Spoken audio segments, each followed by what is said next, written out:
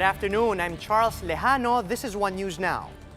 More hospitals reach critical level in the treatment of COVID-19 patients as requests for admission continue to pile up.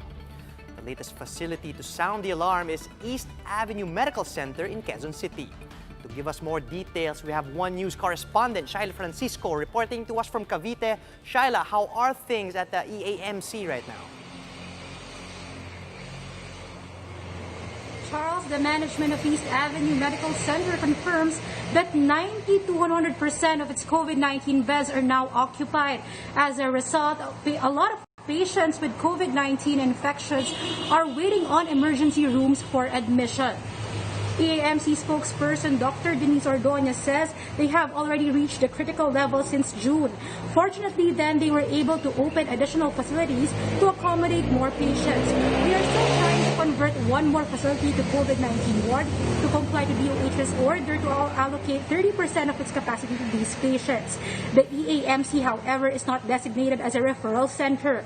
So the management reiterates that the hospitals does not admit coronavirus patients who are asymptomatic or with mild symptoms unless they have other illnesses that need medical attention. The EAMC is currently treating 300 patients with other illness. The hospital is now advising patients who won't be admitted to go to quarantine facilities or isolate at home if they can. To decongest hospitals, the health department says the government has started transferring COVID-19 patients to quarantine facilities. The agency clarifies, however, that they're only moving out those who are waiting for admission. Undersecretary Maria Lazaro Hospital says the government's mega facilities are not even half full.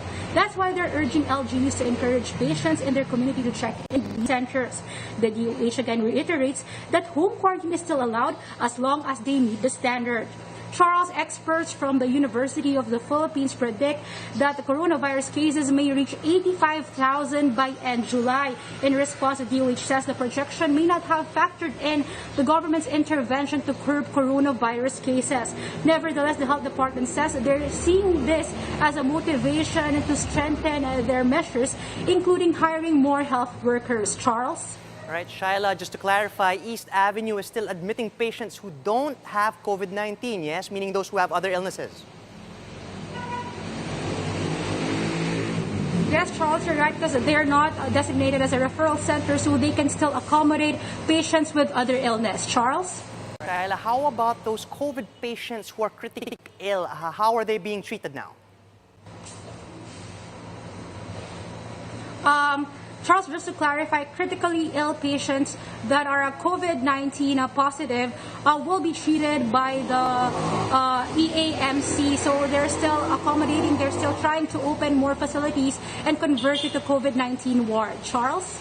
All right, so there is a little room left, but did the hospital mention whether they had enough staff to keep the hospital running at current capacity? Charles, currently they're studying plans to hire more, but they have not specified yet any concrete plans as of now. Charles? All right, thank you, Shaila. That was Shaila Francisco reporting from Cavite. Here are other stories we are keeping our eyes on. DOH says they have reached out to San Lazaro Hospital to address concerns raised by some nurses about the lack of PPEs and salary issues during the 14-day quarantine.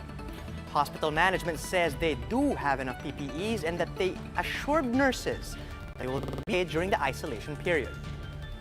The Philippines will allow the entry of foreign nationals with long-term visas beginning August 1, meaning no new entry visas will be accepted.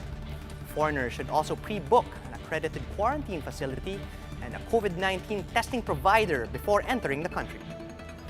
And Malacanang names Court of Appeals Justice Priscilla Baltazar-Padilla as the newest Supreme Court Associate Justice. Baltazar-Padilla bested 6 other contenders who were shortlisted for the post, and she will fill the seat vacated by former Associate Justice Andres Reyes Jr., who retired last month.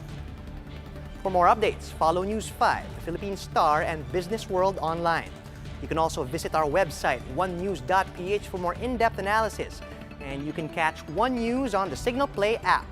Register for a free account at www.signalplay.com and stream One News live anytime, anywhere. I'm Charles Lejano, or One News.